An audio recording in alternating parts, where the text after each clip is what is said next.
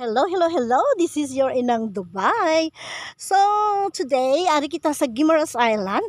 We going to see this beautiful cactus, dragon fruit actually.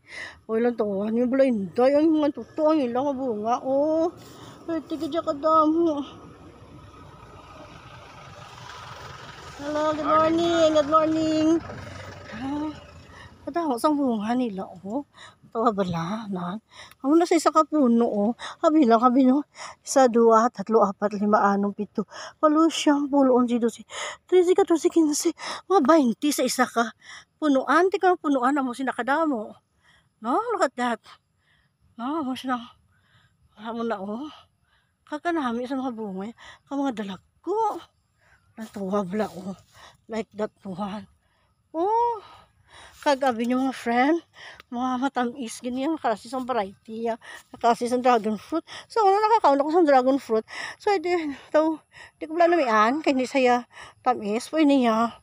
Tamisa na diya, amon nga, amon. Ang ilagaling dragon fruit, hindi mo amon.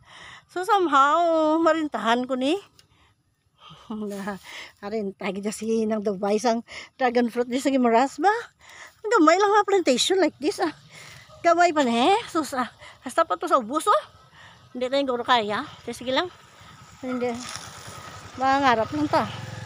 There's no, wala man niya sa mga rules niya, mangarap ta. Mangarap ka, why not make it bigger, diba?